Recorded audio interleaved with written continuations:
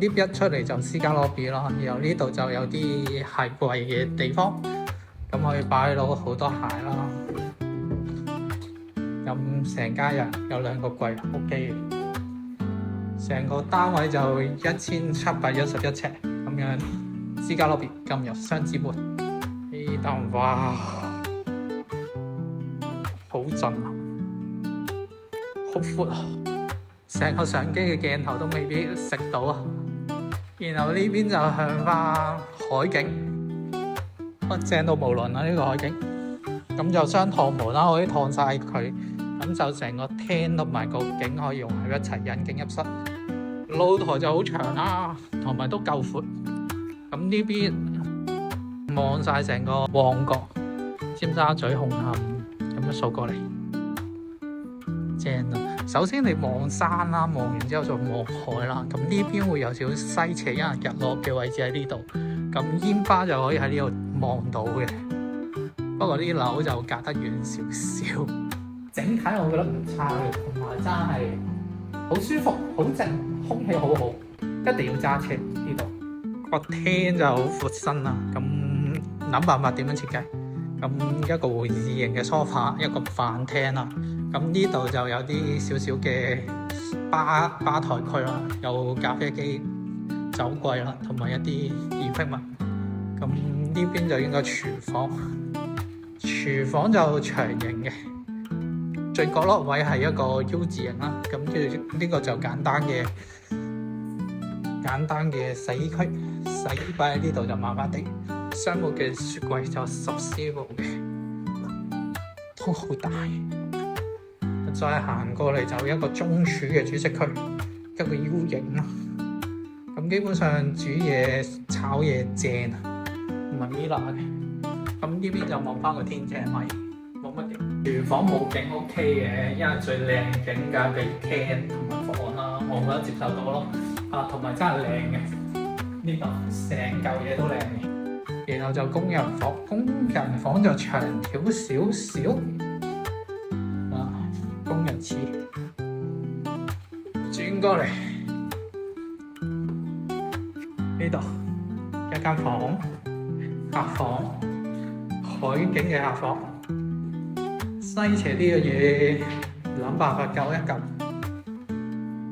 浴室嘅色面唔同咗，白色啲。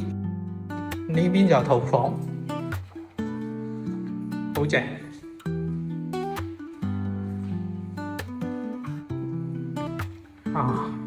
居高臨下，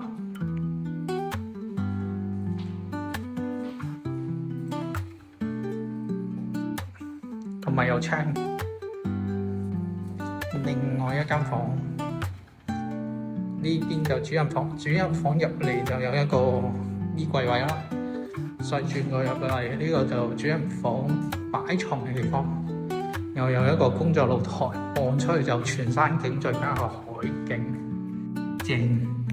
即係九龍站都係呢個嘅。主人房夠大，呢邊就拖門。哇！豪宅嘅5件套，就似浴缸。呢個浴室青瓷，我覺得正。呢室就都係私家 lobby， 然後就都係有個鞋櫃啦，都可以擺晒啲鞋喺度。哇！咁擺鞋啦、掛衫啦，或者掛啲遮，都係一入嚟一個長廳，都靚仔嘅。成個 B 室就1276尺，都係一個大嘅露台啦。視野靚啲喎呢度，闊啲咯。呢邊應該望翻油塘鯉魚門嘅出海口。我哋而家嘅高度就22樓，基本上同啲屋仔係平視，其實幾正嘅。咁依山望海，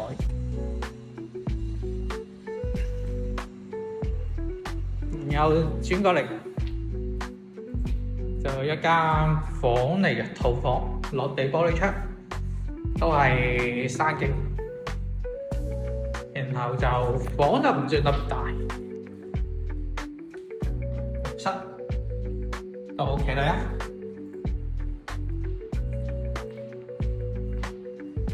另一個浴室同樣嘅配置，另外一間房全山景 OK。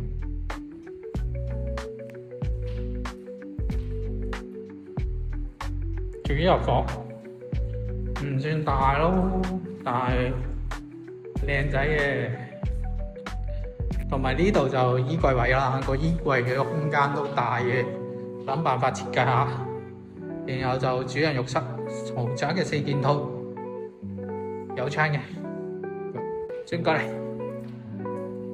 廚房就兩邊工作台面，咁就都幾整齊嘅。望出嚟呢邊都係海景，好遠。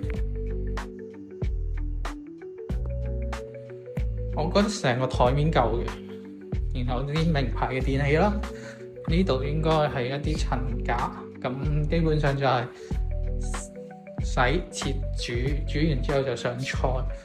然後呢邊就工人房，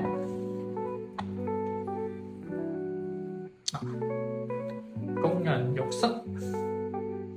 冇窗，1276尺同埋1304尺可揀，1304尺都揀。依家 lobby 出嚟啦，咁呢邊就有個鞋櫃嘅位置啦，咁都係2格啦。然後就推開雙子門，咁就一個入門口，長形嘅廳。呢間就1500尺。景觀方面就真係靚仔嘅。哇！個露台比長形嘅露台好用好多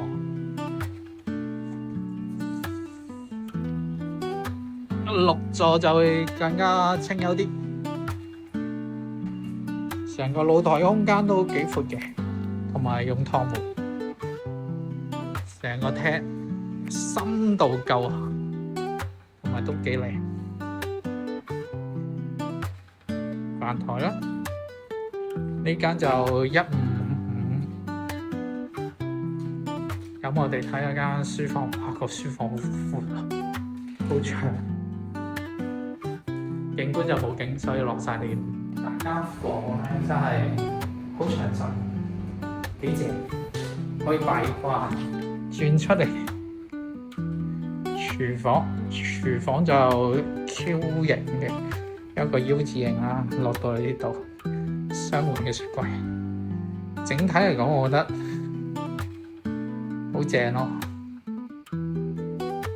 然後隔離就係工人房啦，方正少少，有工人廁，OK 嘅。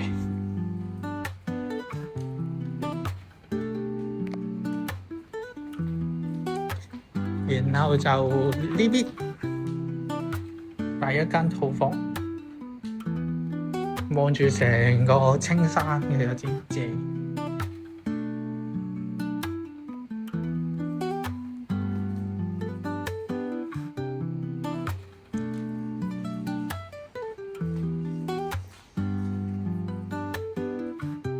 下次洗水房，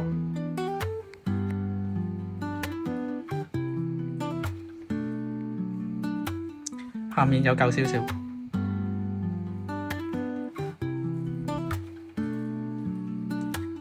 呢邊就主人房轉過嚟，呢度就衣櫃位啦，好幸福嘅其實。呢個就豪宅嘅5件套雙星盤座廁啦，一個淋浴區同埋浸浴區，同埋佢有窗嘅。而呢邊就睡房嘅位置，基本上就一張梳妝台啦，床頭櫃3邊落到床，電子櫃。一個工作平台，望出嚟就山景。一個私家 lift lobby 轉過嚟，一個長形嘅廳。而家你個露台好大，趟門啦，大理石面。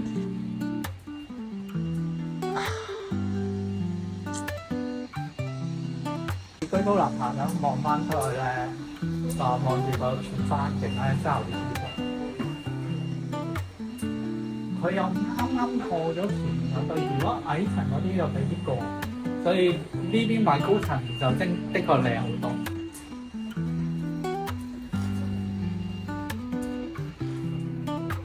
係咯，咁擺位就自己諗辦法。咁呢度就套房，靚嘅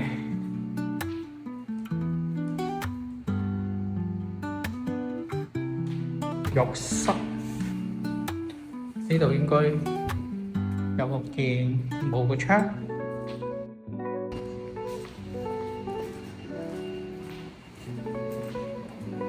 另一間房。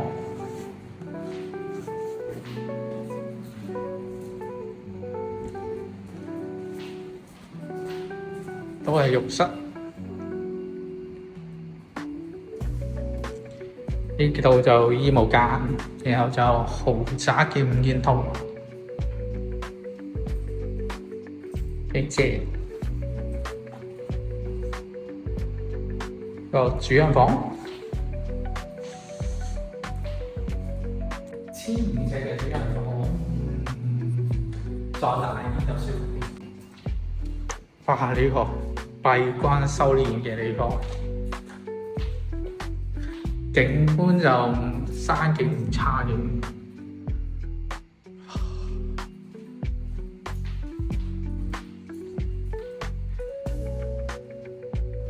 廚房幾正喎，一致啊！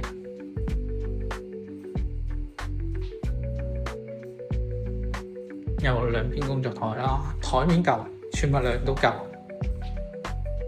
工人房之後有工人廁。我覺得呢個發展商就廳係大嘅，房又係大嘅，佢所有空間其實都劃分得幾合理，同埋個間隔都四正實用。